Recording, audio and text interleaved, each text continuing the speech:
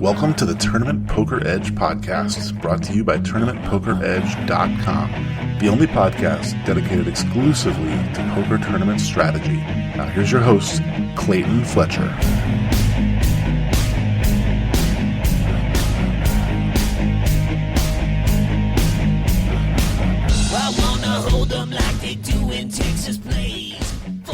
Hello once again, everybody, and welcome to another episode of the Tournament Poker Edge podcast. I'm your host, Clayton Fletcher, here in New York City, literally counting the days, you guys, until the 2019 50th Annual World Series of Poker. I can hardly wait.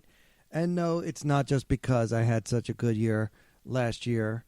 I actually did some math. I went back through all my records, and this will be my 12th visit to Vegas in the summertime.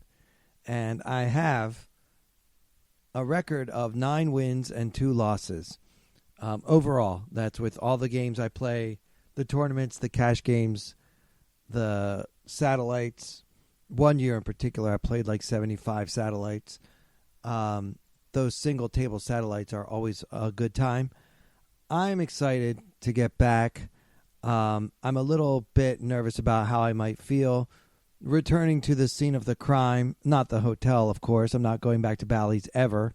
But just being back in Vegas when the last time I was there a few months ago, as all of you by now know, I was a burglary victim, and I'm just nervous that when I get there I might just have some bad memories about all the horrible feelings. But seriously, what am I supposed to do? Never go to Vegas again? Yeah, right. That's not going to happen. It's still my home away from home and a place that I love so much. I just don't think I'll ever go to Bally's again. Pretty safe bet on that. Anyway, enough about that. Let's talk about the World Series of Poker. I'm looking at the schedule. There's something for everyone. And in preparation for this year's grind, and I do mean grind, I'm planning on playing something like 35 tournaments this summer, including at least 16 bracelet events.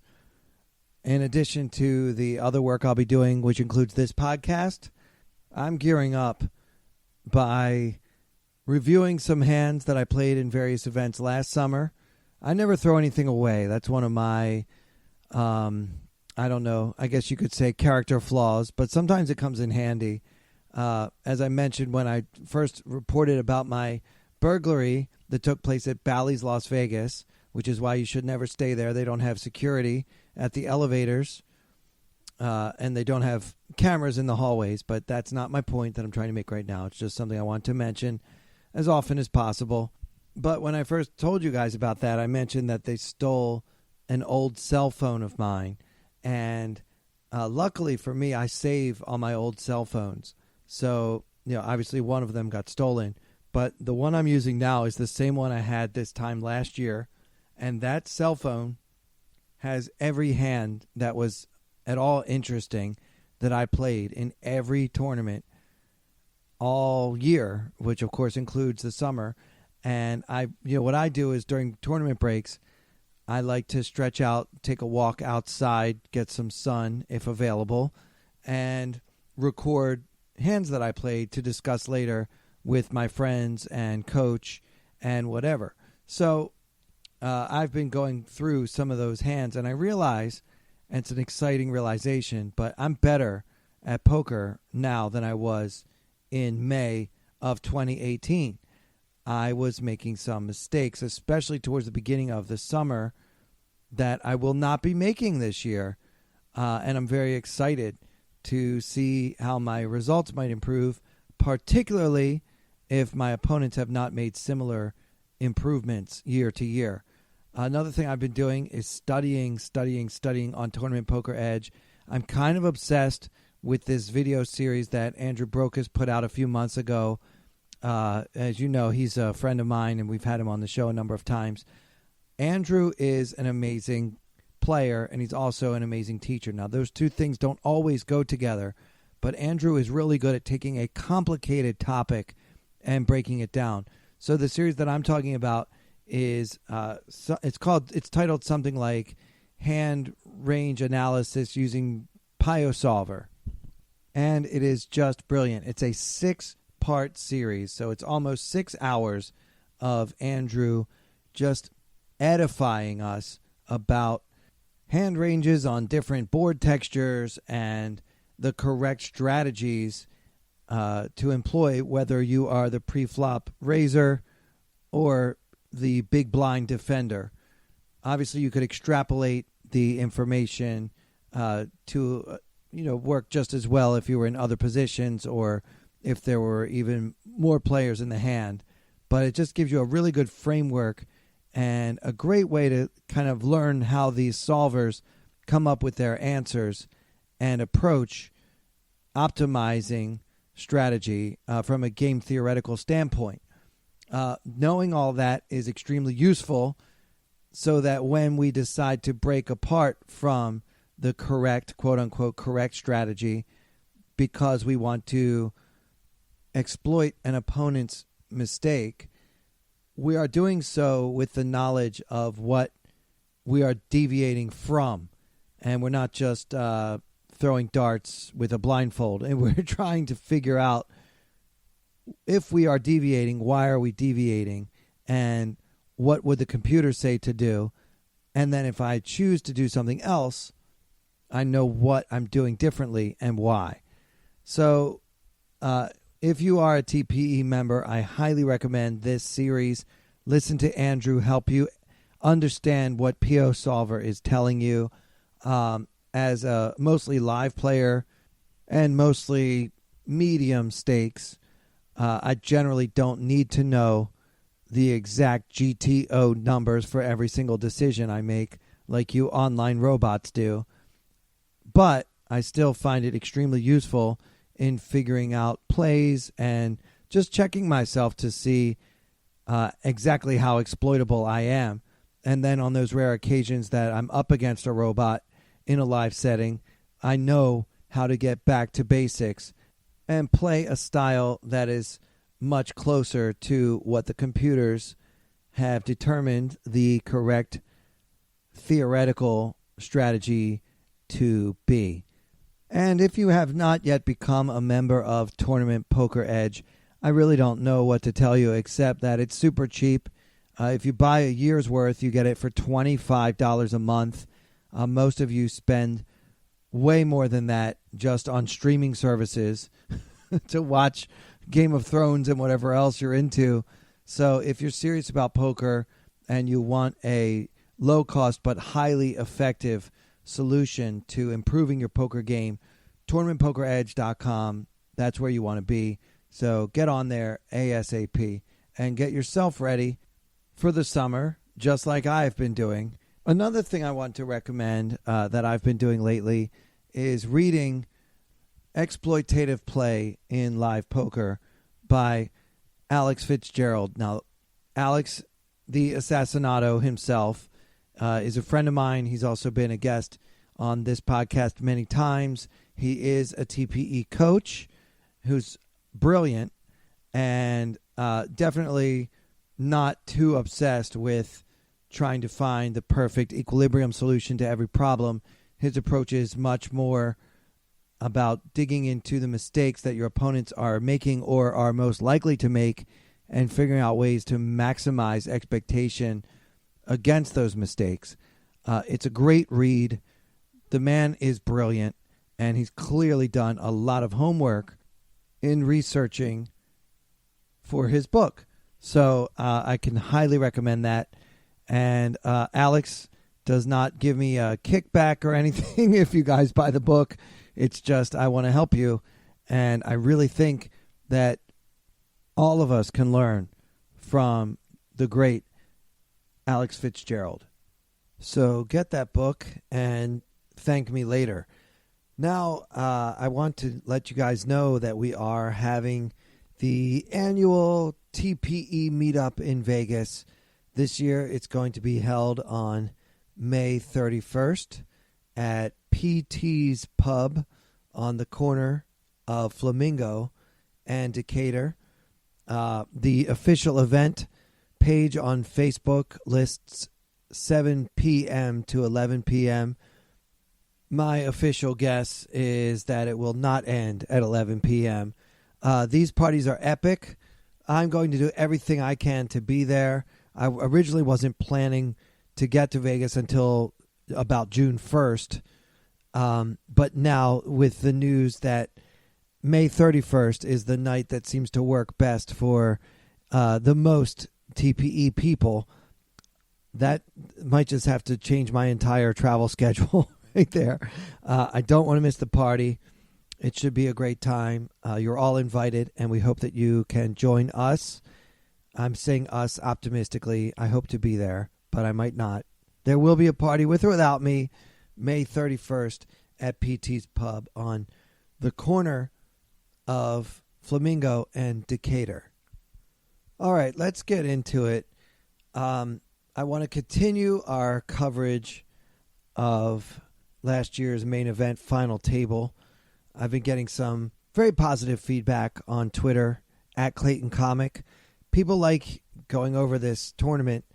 Obviously, there's nothing like the main event, and all of us, whether we'll admit it or not, fantasize, dream, daydream, whatever, about playing at this particular final table.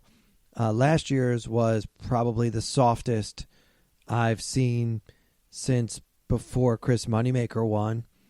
And that's not a knock on any of the players who made it that far, and there's certainly no bitterness on my part for having made the final 3 tables and not gotten there. It's more that in previous years, in recent memory, there have been some really stacked final tables with some extremely established pros, usually several players with millions and millions in cashes, and this year just featured a lot less experienced competition. That said, it was a very entertaining final table to watch. If you haven't been listening to our recent episodes, I encourage you to go back. I think I started reviewing this tournament from day one back in September because I personally recorded a lot of hands that I played, as I always do with every tournament I play, but I did not expect to make it as far as I did, so I ended up having quite a few hands to discuss before we even got to the final table. So I encourage you to go back all the way back to September of 2018, which I believe is about the time that we started covering in graphic detail hands from this tournament. I love when you guys interact with me on Twitter. I love when you disagree. I love when you ask questions. Actually, this week, someone even suggested that I talk about one of the hands. I'm going to talk about 2 hands on this episode. And one of them, one of our listeners, wanted to make sure that I had plans to discuss it because it really is interesting. So, let's start with that hand. So this is actually the very last hand of the 500,000, 1 million level. There are 4 players left. We recently lost the great Joe Cata, who went out in 5th place. And at this stage of the tournament, we still have our overwhelming chip leader, Michael Dyer, with 193 million chips. Second place right now belongs to Tony Miles with only 115 million. So Dyer has maintained a great deal of distance between himself and all of the opponents that he's faced for the last several days, which includes this final table. There are 2 other players still around, John Sin and Nick Mannion, with 36 million and 49 million respectively. So at this point, it does appear to be Michael Dyer's tournament to lose. So let's get to the hand. It's 4-handed, 500K, 1 million, with a 150,000 ante. So the starting pot is 2.1 million. This is, as I mentioned, the last hand of this level before the blinds go up. John Sin, under the gun with Jack 9 offsuit, raises to 2.1 million, which is barely over a min raise and has been the standard opening bet at this table for quite some time.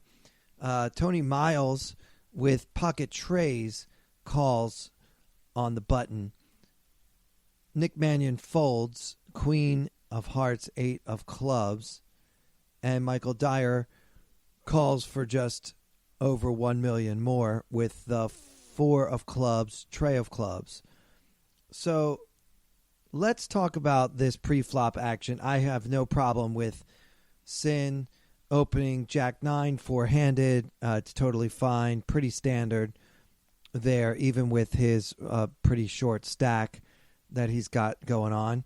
His M is right around 17, and of course he has 36 big blinds. So he needs to be getting after it, trying to fight his way back into contention for the bracelet. So I have no problem there. I think the first question is, what should Tony Miles do? He's got 115 big blinds. His M is right around 55. He has the chip leader in the big blind. I think there's a very strong case to be made for 3-betting with the trays here. I think it should take it down a lot for all the times that Sin is just making a move to try to pick up some blinds and antes. We are four-handed. You don't need to have pocket aces to 3-bet four-handed, obviously. I think that in Miles's shoes, especially given his relatively tight table image, he's been careful to this point at this final table. It seems like he's been mostly waiting around for other players to bust, and he's been the only player at the table that's taking an unnecessary amount of time to fold. Visit my website, foldfaster.com. That doesn't really exist. Anyway, I think he should exploit his table image with a 3-bet. That said, obviously calling and trying to flop a set is fine. You have to know, though, that when you call, there's almost no chance that Dyer's ever going to fold. So you will see this flop 3-handed, which virtually requires you to flop a set in order to continue with the hand. So there's just, that's something to think about. It's not like he has any chance of really playing a heads-up pot.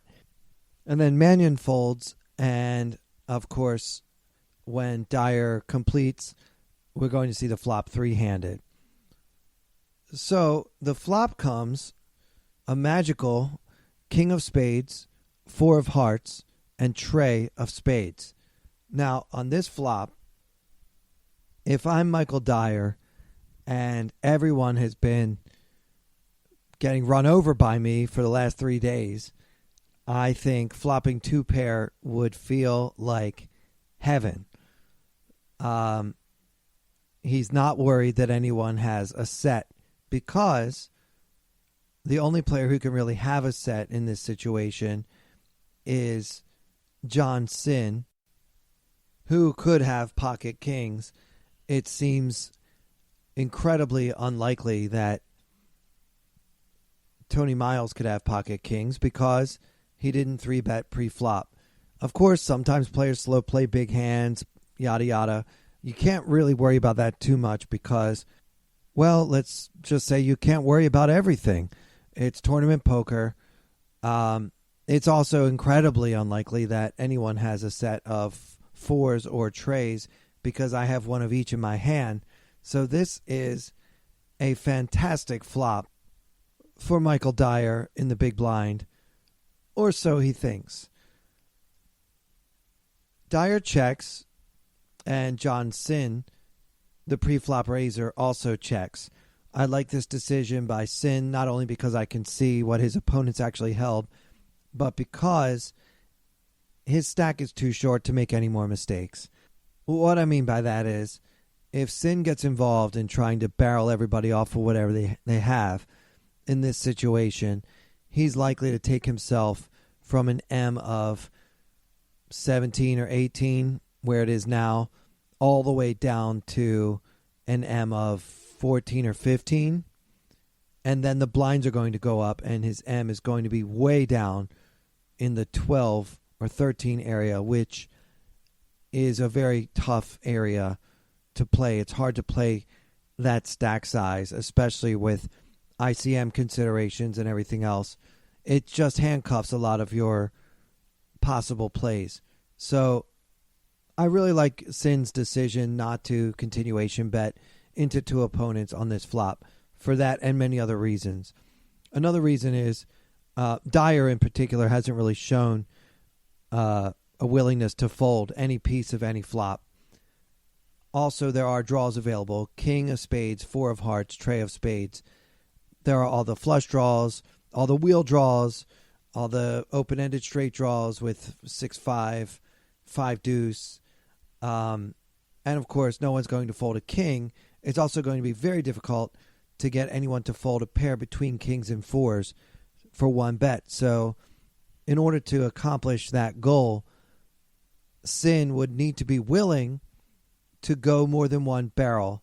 And given his stack size, I just think he can find a better opportunity. So good move, not c-betting there, John Sin. Obviously, Tony Miles wants to bet his set. The pot contains 7.4 million in chips, and Miles puts in 4.3, a healthy 4.3 into 7.4. And Dyer goes 10 million more to 14.3. And of course, Sin lays it down, patting himself on the back internally for not having c-bet this flop. So now the action is on Tony Miles, and he's got to make a decision. Should I? Obviously, I'm not going to fold a set. If probably the only hand that I should be worried about is pocket fours. And if I end up going out in fourth place because I got into a set over set situation with the only guy at the table that had me covered, that's a great story for the rest of my life to tell everyone how I almost won the World Series of Poker main event. So yeah, I don't think Miles has any intention of folding. It's just a question of calling or raising. I agree with Antonio Esfandiari, who made the comment on television that Miles basically has to flat here because any further aggression on the part of Tony Miles would reveal his hand strength to his opponent, which you really don't want to do when you've got the most aggressive player backed into a corner where he needs to decide whether he's going to keep trying to steal yet another pot away from you, and you finally have the goods against him. You need to play in such a way as to try to extract as many chips as you can without actually revealing to that player that you have him this time. And I think that Tony Miles figured that out and called the 10 million, and we see a turn. It comes the 5 of clubs. So now our board is king, 4, trey, 5 with 2 spades. So, okay. It's a pretty blank card. I mean, it's not Tony Miles' favorite card, but it is a card that he welcomes. I think, if anything, Tony Miles was concerned about the possibility that Dyer check raised the flop with a flush draw, which is what most of us would do, at least some of the time, in Dyer's shoes. And Dyer knows that. So his bet with bottom 2 pair on the flop, his raise rather with bottom 2 pair on the flop, is balanced by those times when he has a set of fours, a set of treys, and all of his flush draws, and possibly even 6-5, ace-5, ace-deuce. All of those hands would probably at least have some raises in a balanced strategy. So raising for value with 4 trey is totally fine on Dyer's part. And then by calling, Miles can continue representing a flush draw himself, or possibly a king. But if he has a king, what king does he have? He has a king that flatted from the button pre-flop. So that could be maybe king jack, king 10. I think any better king than that should probably be 3-betting when the short stack opens under the gun. And I think that worse kings than that should usually fold. So it's unlikely, therefore, that Tony Miles has a king in his hand. Of course, it's possible. But in Dyer's shoes, I think that I would deduce that most of Miles's range consists of flush draws. That's kind of the only thing that makes sense. Of course, he could have a set, but he probably doesn't have a set of kings, or he would have 3-bet pre-flop. And it's very, very hard for him to have a set of fours or trays because I have one of each in my hand. So I'm blocking those hands.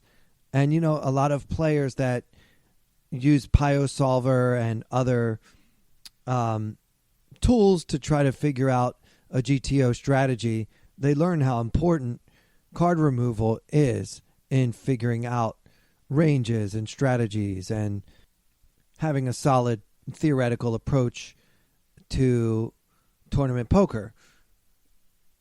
Now, obviously, since we can see the cards, we know that Dyer is in a world of trouble here.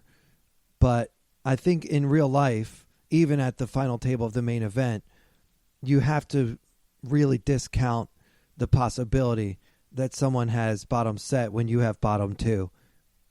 Obviously, as we know, all things are, in fact, possible, including the fact that sometimes the other guy has the last two trays. But I think when you're playing the game, you can't be assuming the worst at all times. What makes sense for Michael Dyer is that Tony Miles probably has something like ace, 8 of spades. I don't know. And a flush draw of some kind, maybe queen, jack of spades. Those kinds of hands that didn't want to 3-bet pre-flop. Now, I mentioned before this turn is not a complete blank like the ace deuce got there and the 7-6 or 6 deuce got there. Those hands seem less likely but possible, particularly if they are spades. So both players have to be at least a little bit concerned that the turn card beat them. However, Dyer continues, now that he seized the lead on the flop with his check raise, he now continues and into a pot of $36.1 million. He bets $21.4 million. And Miles does a pretty good acting job. Although I'm not even sure if it was 100% of an acting job, because I believe he does have a bit of a dilemma as far as should I raise or should I call. And I think you can make a case for either. Miles chooses to call in this spot, and I think that's totally fine. It allows me to continue representing the flush draw when I, in fact, have a set. And what Miles is hoping for is that Michael Dyer has a king. In his wildest dreams, he can't imagine that Dyer actually has 2 pair, or he might actually make an aggressive action here. Instead, he just calls, and we see a river. And that river is the king of clubs. Now, Dyer, he's counterfeited now. His bottom 2 has now become kings and 4s with a 5 kicker. So he checks, and Tony Miles, with a full house, trays full of kings, only has about a pot-sized bet left in his stack. There's about $79 million in the pot, and that's right around what Miles has. I think he should put it in, hoping that Dyer has a king. Dyer should have some kings in his range. Instead, Miles bets only $27 million into the $79 million pot, leaving himself something like $53 million behind. And Dyer calls rather quickly. Basically, snap calls it. So let's examine this river. I think this river decision by both players is the most interesting. Miles should know that if Michael Dyer has a straight or a king, he's going to get action with a shove. There's no reason to bet small in this situation. Miles either has, when Miles bets, he either has a made hand or a bluff. Okay, he's not betting like a 4.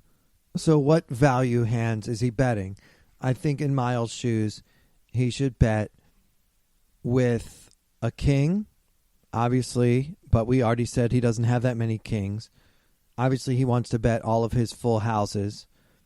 And he should also bet his busted spade draws some of the time, especially when he doesn't have an ace. Now, if Tony Miles bets a busted flush draw, the only better hand that is really going to fold would be something like another busted flush draw.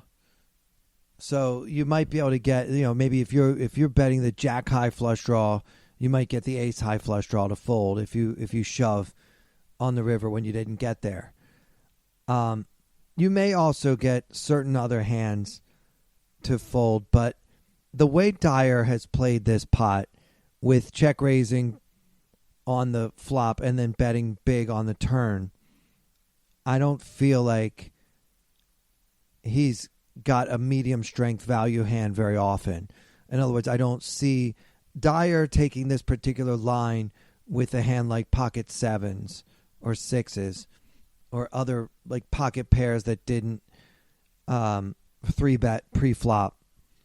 It just seems like so much of each player's range in this pot should be flush draws, the way the hand has been played by both players. So Dyer probably thinks that Miles has a flush draw, and Miles probably thinks that Dyer has a flush draw, and they often will. They both have blockers to each other's hands. So let's keep that in mind as we examine this river. Miles doesn't really know what the heck Michael Dyer has been check raising and then betting and then checking the river with. It's very hard for Miles to put Dyer on a hand. Therefore, he should just be optimistic. I mean, Dyer's most likely holdings are flush draws that won't give much action, no matter how much or how little Miles bets.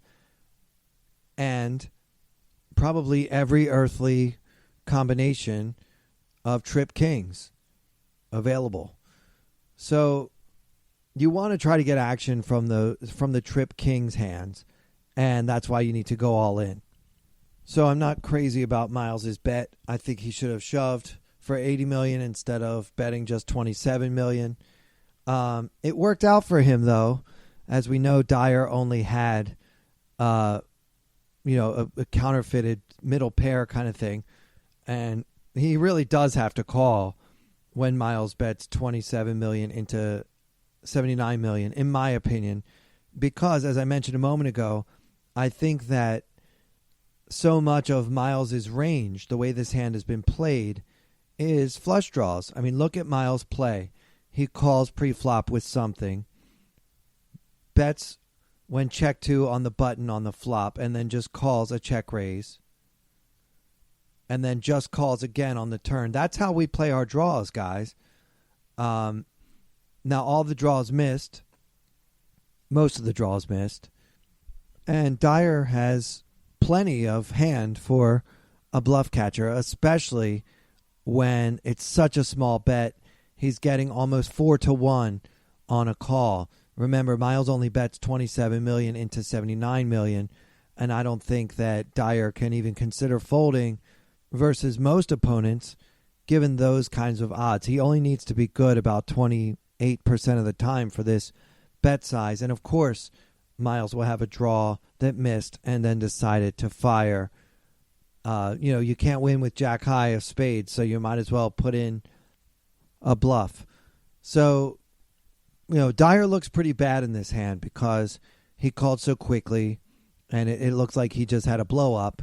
But if you really analyze the hand, it's unlikely that Miles has a set because I have a 4 and a tray in my hand. And it's unlikely that Miles would bet worse than a full house on the river. So it's either an unlikely full house or a much more likely missed draw. And the way the hand has been played, I think it's perfectly reasonable that Dyer would assume Miles had a draw that missed and now has to turn itself into a bluff. So Dyer calls and loses the chip lead with this pot. Now let me state the case for Dyer finding the fold here on the river. Miles has not gotten out of line at all, not once at this final table.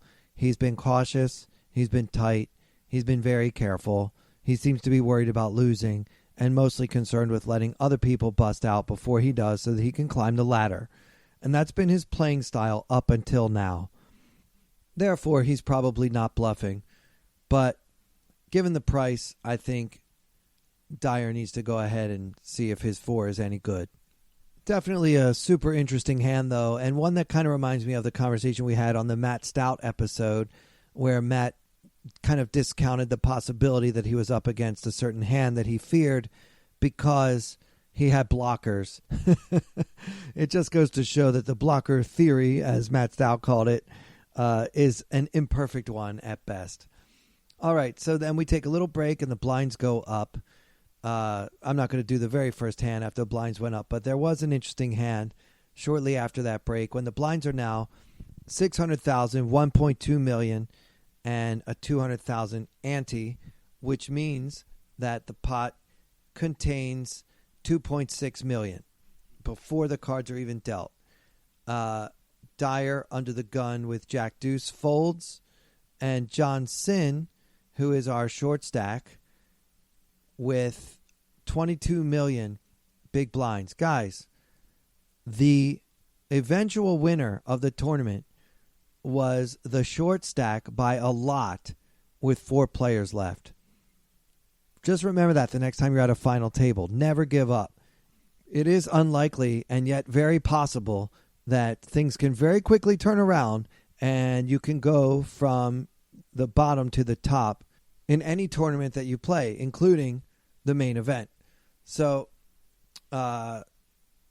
Sin is the short stack with 22 million, and he's on the button. So after Dyer folds, Sin looks down at the Jack of clubs and 10 of clubs. So his M in this hand is just over 8, and he's got about 18 big blinds. Yeah, 18 big blinds. And that's just too big a stack to shove, even on the button, even with a pretty suited Broadway hand like Jack 10. It's just, you can't be opening this hand in this spot in this tournament for a shove. It's just too big of a stack. So he needs to play a pot, even though every decision he makes in that pot will put him that much closer to pot commitment. If he wants to play, and I think he should, he needs to go with a standard raise, which he does. Min raise, in fact, to 2.4 million. Miles folds a junk hand, queen tray.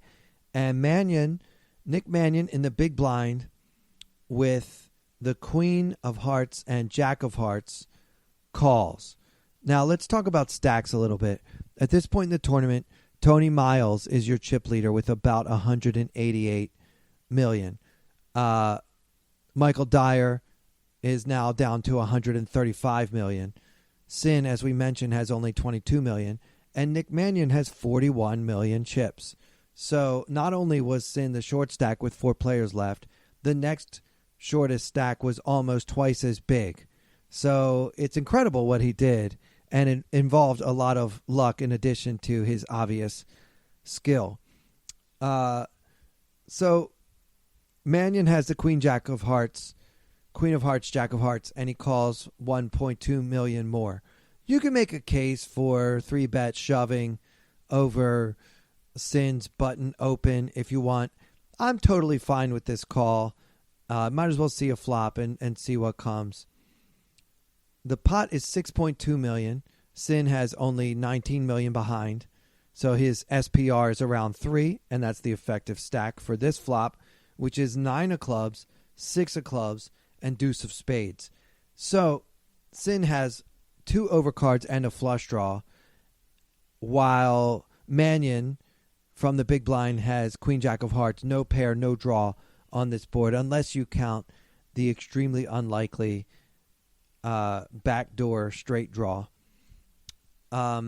Mannion, with basically nothing, bets $3 million into the $6.2 million pot. And I'm okay with this play, guys. I don't really think it's a bad play. I'm not sure that I would do it myself, but the case for doing it is that it's unlikely Sin has anything.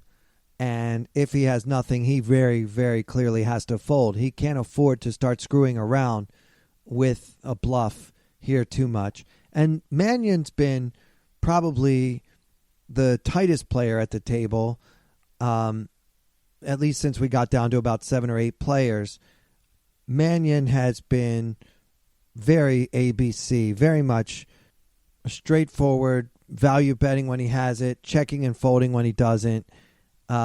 Nick Mannion is not a bluffer and doesn't look like a bluffer at this table, which to me makes this a good play because, you know, your opponent can't continue without having hit a piece of the flop, and it's a hard flop to hit a piece of, and you look like the tight player who doesn't bluff. So it's fine to take one stab on the flop. The Sin with the flush draw and 2 overcards makes a play I really can't agree with. He decides to call. I think that pretty much all of us would shove. When you see a flop with, M of 8 with 18 big blinds, and that flop is a flush draw with 2 overcards, I think shoving is standard, and standard for a reason, because Sin is opening himself up. By calling, he's opening himself up to having to fold on the turn, which is kind of a disaster when I just put in another $3 million on the flop. If I end up having to fold a hand with, plenty of equity on the turn, if the turn doesn't come a club and Mannion fires all in, Sin will have to fold his flush draw and 2 overcards because he'll be priced out. So I don't agree with calling on this flop. And honestly, I can't understand why Sin made this play. My best theory right now is that it's day 9 of a very, very long poker tournament at the end of a very, very long summer. And we need to give everyone a little bit of slack once in a while. You're going to make a mistake. That said, it's a really bad call, in my opinion. But he does call, and now the pot is $12.2 million. And the turn is the deuce of hearts. So now our board is 9, 6, deuce, deuce with 2 clubs. Okay, so we didn't get there. And now Sin is thinking, please don't bet, please don't bet, please don't bet. And Mannion fires $5.5 million into the $12.2 million pot. I got to give Mannion a half credit for this play. As I mentioned before, he's been one of the tightest players at the table. He has not been bluffing very much at all for the last 2 days. Now, he finally picks a spot, and he even gets called on the flop, but that doesn't deter him from betting again. All he really needs to do is put John Sin's stack at risk. Imagine how much harder it is for Sin to call a full 16.5 million bet on this turn card when there's 12 million in the pot. Sin would be priced out, especially when the possibility exists that his overcards aren't even good. What if Mannion has a deuce somehow in his hand, or pocket aces somehow? I mean, everything is possible, although unlikely. I think that if you want to get it done, you need to go ahead and fire. Instead, he almost priced him in by betting 5.5 into 12.2. Sin, who needs about 4.1 to 1 mathematically for this call to be correct, and that assumes that Mannion will always fold when Sin fires the river when he gets there. He almost gives him that exact price with this small bet. He's giving him about 3.5 to 1. So obviously with the implied odds, Sin doesn't like it, but he can afford to call. I think in Sin's shoes, playing this hand passively has really got him into a world of trouble. No option looks attractive. Your opponent has now asked you to put in another 5.5 of your remaining 16.6 chips. So essentially, you will have put in half of your stack by the time you see the river card, which is never good when you're just on a jack-high flush draw. So that's bad. And also, Mannion has not been getting out of line. For all I know, I could be drawing dead. Possibly Mannion has pocket sixes, pocket nines, and now filled up here on the turn. It's dicey. It's ugly. And it can all be avoided by just shoving on the flop. Anyway, Sin, who doesn't really have a good option here, folding is bad because I'm getting kind of the right price to call, assuming my opponent doesn't have me drawing dead. And calling is bad because, as I mentioned, it's too big a chunk of my stack. It's very hard to play any pot where you start with an M of 8. And this is why, because every little decision you make is putting too great of a percentage of your chips into the middle of the pot. Sin has no good options, but he picks one, and he calls. And now the pot is $25.2 million, and Sin only has $11.1 million behind at this point.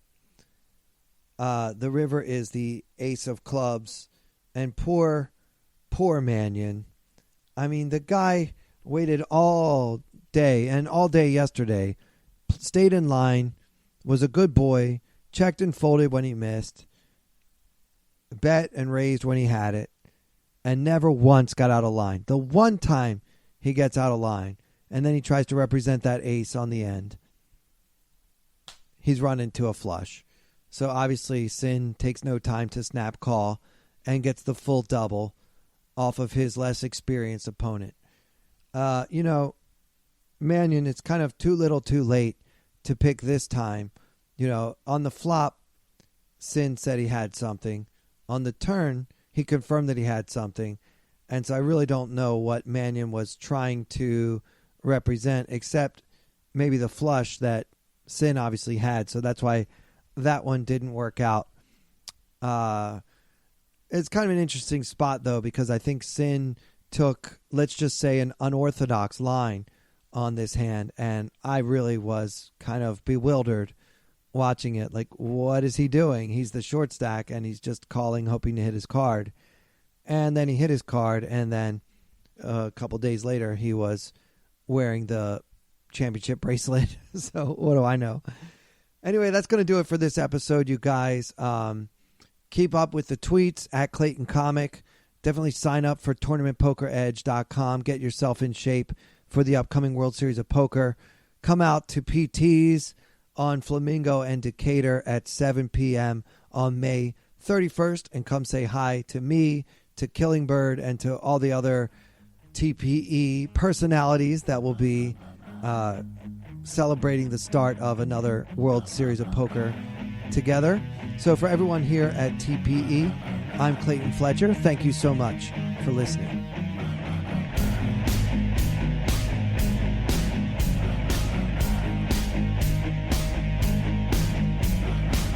I wanna hold them like they do in Texas plays. Fold them, let them hit me, raise it, baby, stay with me. Luck and intuition, play the cards with babes to start. And after she's been hooked, I'll play the one that's on